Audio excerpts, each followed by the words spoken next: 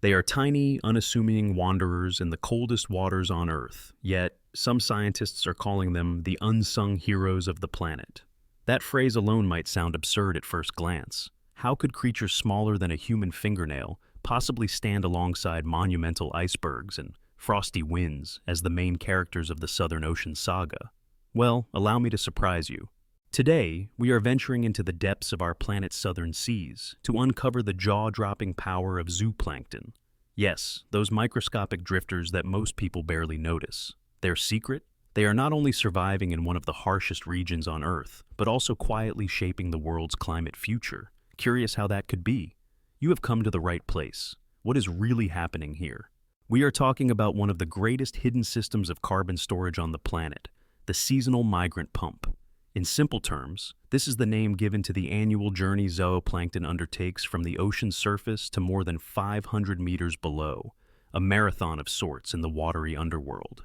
In this script, we will dive deep. We will see how these creatures store carbon through respiration and mortality in the deep sea, why warming and changing species distributions could alter this entire dynamic, and exactly how you and I are connected to these tiny travelers in more ways than we ever imagined. We begin with the core puzzle. How on earth could countless hosts of minuscule copepods, krill, and salps hold such a massive influence over something as unwieldy as global carbon sequestration?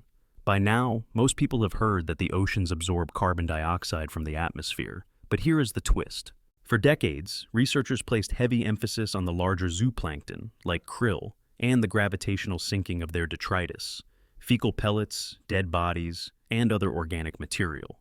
They believed that was how carbon mainly made its way down to the deep ocean basins.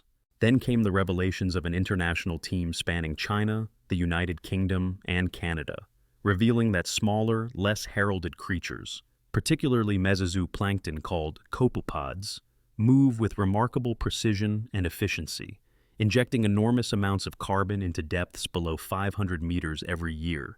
It is a bit like watching a hidden workforce accomplishing epic feats in a factory basement no one ever visits. So, just how enormous is this sink of carbon? The official number is about 65 million tons of carbon each year. To put that in perspective, imagine shipping containers lined end-to-end across vast distances, each packed with carbon that will remain in the deep ocean for centuries or even millennia. That is, in effect, the carbon load that these creatures help remove from our atmosphere, all while they are quietly existing in a place where the sun barely reaches. The significance is not lost on climate scientists, who are rethinking Earth system models to incorporate these dramatic vertical migrations. Without that piece of the puzzle, we run the risk of underestimating the carbon sequestration potential in polar regions, precisely where sea ice is receding and waters are changing faster than anyone predicted. But let us not get ahead of ourselves. You might be wondering, how do we even know all this? That is where the story becomes even more thrilling.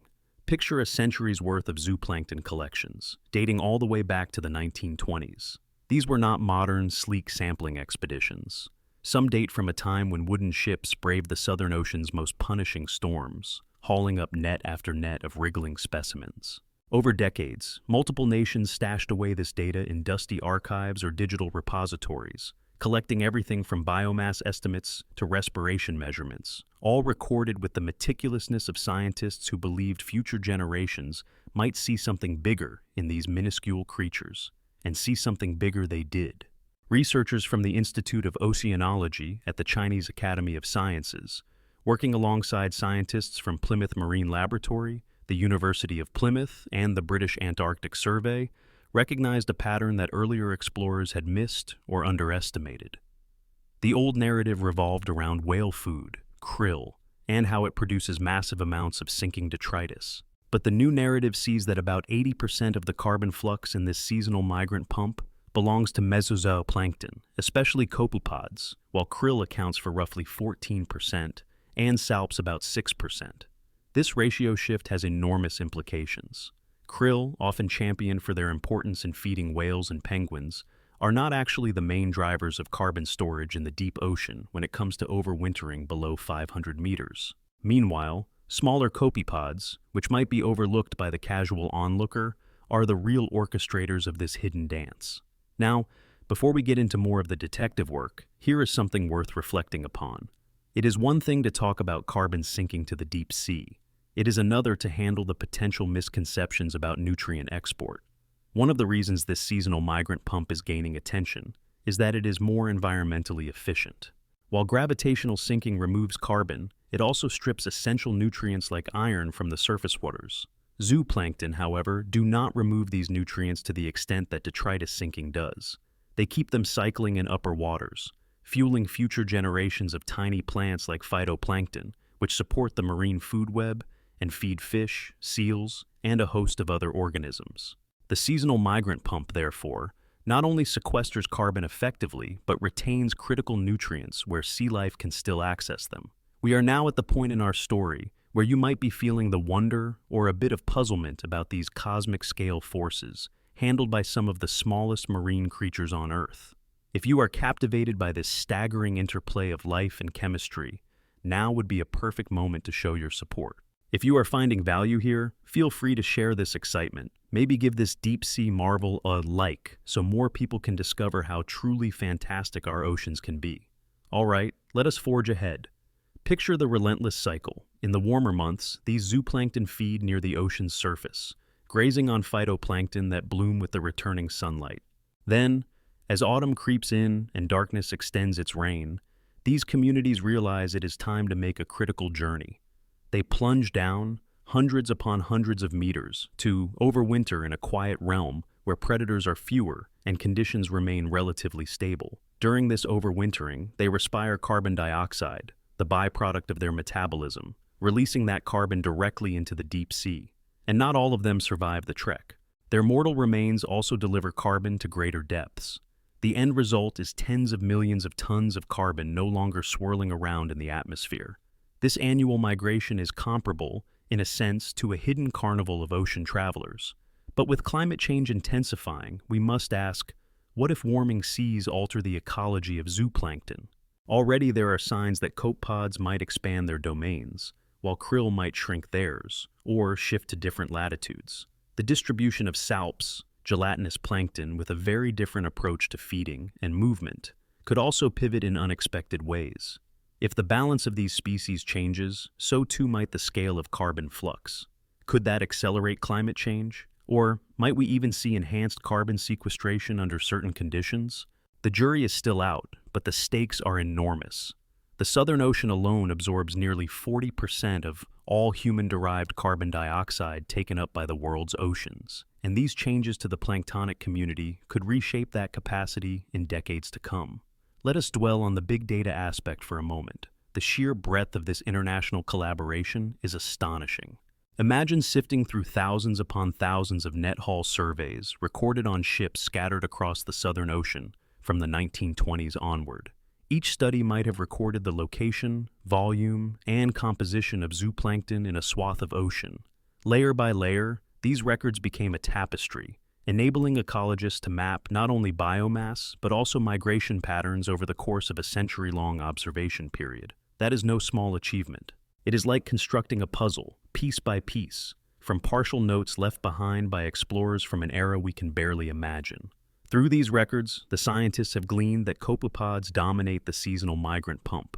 No one had fully realized this before, at least not on such a large scale. Copepods are small crustaceans, tiny, yes, but collectively so abundant they shape marine food webs worldwide. They have been overshadowed in polar narratives by the iconic krill, which feed whales, penguins, and seals. But from a carbon storage perspective, copepods turn out to be the stealthy leaders. One reason is that they are incredibly numerous.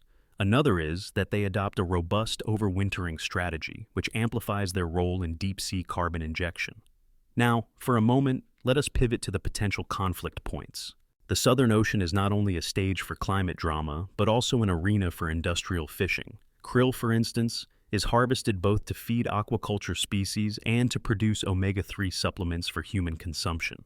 Overfishing, combined with warming seas, stands to threaten krill populations, an ecological cornerstone of Antarctica's marine life. If krill numbers plunge, that takes away a major player in the carbon sink, although not the biggest, given copepods' dominance, but still a significant one. It also potentially disrupts the livelihood of whales, seals, and penguins that rely on these pink-hued crustaceans. For all we know, that could cause ripple effects that might lead to less resilience in the entire system of ocean carbon storage. There is still an element of the unknown here, adding an extra layer of suspense to the evolving narrative. We cannot talk about these revelations without praising the remarkable synergy of scientists across continents.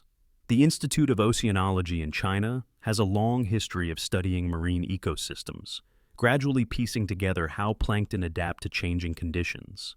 Meanwhile, British Antarctic Survey researchers have been at the frontier of polar science for decades, amassing a wealth of observations on krill and other fauna.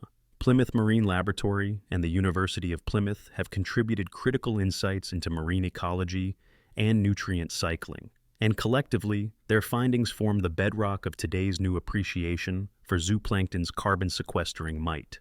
This is painstaking science. You do not simply stroll out into the Southern Ocean. You must conquer shifting ice, swirling currents, sub-zero temperatures, and unpredictable storms that can crush ships.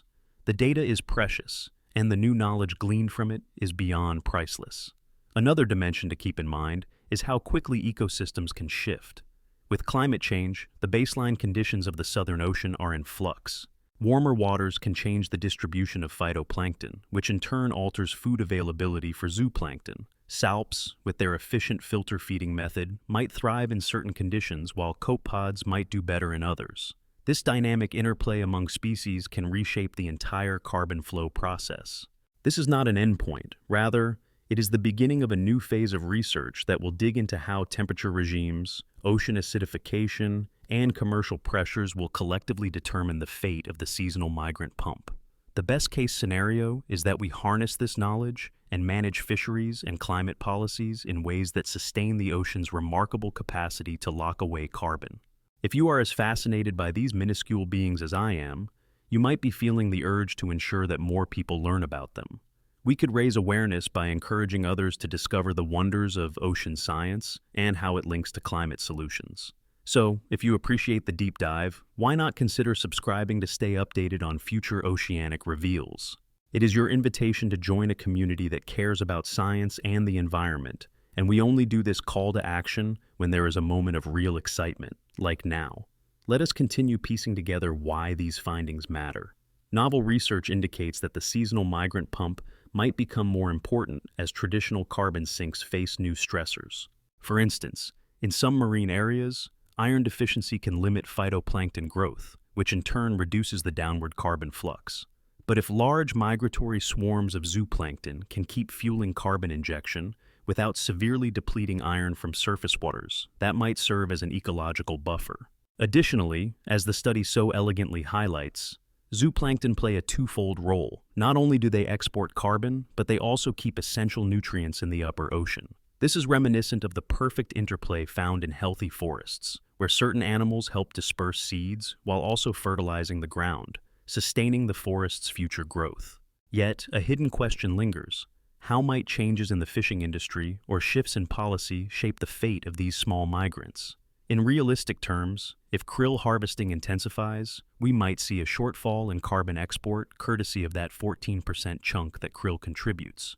But equally, if certain copepod populations expand, they could compensate in part or maybe exceed the shortfall in some regions. The point is that the system is dynamic, and everything from ocean currents to climate patterns, from fishery limits to habitat protection zones, influences the outcome. Exactly how it unfolds remains uncertain. From an Earth system modeling perspective, scientists are hustling to integrate these newly discovered fluxes. Prior to these findings, models might have overlooked entire layers of complexity in the Southern Ocean's biological pump. By incorporating the seasonal migrant pump's magnitude, climate simulations can become more accurate. They can better predict how atmospheric carbon dioxide might fluctuate in the decades to come, especially beneath the swirl of storms and swirling waters at the bottom of the globe. In a world hungry for precise climate forecasts, that is an enormous step forward. After all, policy decisions, infrastructure investments, and environmental treaties depend on these climate predictions. Picture this in cinematic scope: swirling storms across dark seas, endless packs of ice drifting under a pale sky, while beneath the waves, an intricate dance of microscopic life unfolds. Billions of copepods, shimmering like dust in a crisscross of watery beams, spiral toward the inky depths for their winter hideaway. Among them, the famed krill, which feeds some of Antarctica's most iconic inhabitants, also descend, releasing carbon through respiration and inevitable mortality.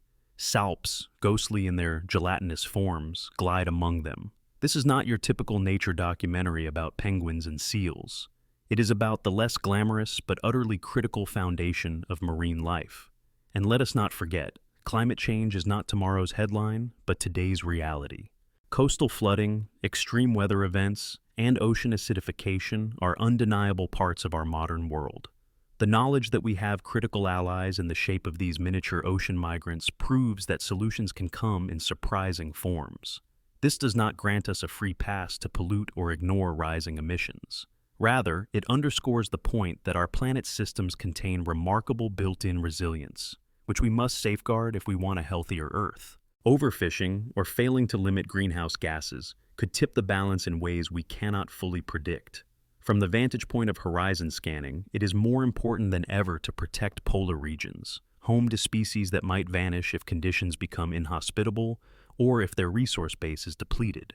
The results of this new study suggest that pushing Antarctic ecosystems too far could unravel not just local biodiversity, but also a globally significant carbon sink. That is a mighty big risk to take. Because the Southern Ocean is so vast and so crucial, a misstep here could reverberate worldwide, from the fish markets of coastal cities to the atmosphere above farmland, a whole continent away. As we approach the culmination of this story, we reach a vital message. We must manage the Southern Ocean's fisheries responsibly, invest in updated climate models, and keep researching these small but essential ocean drifters. The seasonal migrant pump is no longer a side note in marine science. It is a headline act. Its discovery calls for immediate attention by policymakers who shape fishing quotas and protections, by climate negotiators contending with emission targets, and even by everyday citizens who might influence corporate behavior through consumer choices. Scientists such as Dr. Guang Yang, Professor Angus Atkinson, Dr. Katrine Schmidt, and Dr. Jen Freer have highlighted the scale of this phenomenon based on data spanning 100 years. These experts have reminded the world of one crucial fact. The ocean is layered with secrets, and we have only just lifted the veil on this particular puzzle. It is a puzzle that connects winter migrations under frigid waters to carbon locked away for millennia, fueling the hope that if the ocean remains healthy, it will continue to be the most formidable ally in our fight against climate chaos. Now, as we bring this deep dive to a close, I invite you to hold on to that sense of awe and possibility. The simplest actions, such as talking about these hidden heroes of the sea, can amplify the conversation in unexpected ways. If you have found yourself intrigued by these micro-adventurers, these unsung heroes that encapsulate a new horizon in ocean science, let others know. Our collective fascination might spur new research and better policies. The carbon cycle might appear remote, but it connects profoundly to our daily lives, whether we notice it or not. In short, the seasonal migrant pump is a testament to the intricate elegance that saturates our planet. Even as we confront a warming world and relentless transformations, nature offers surprising adaptabilities and solutions. The question is whether we will embrace and shield them in time. Thank you for journeying through this remarkable story of copepods and their cohorts in the Southern Ocean. Together, we have peered into the hidden realm of tiny travelers, orchestrating a massive role in carbon storage, forging an unforeseen link between the planet's polar frontier and every breath we take. Let us not miss the moment to act. After all, the clock is ticking for us, for zooplankton, and for the Earth's climate.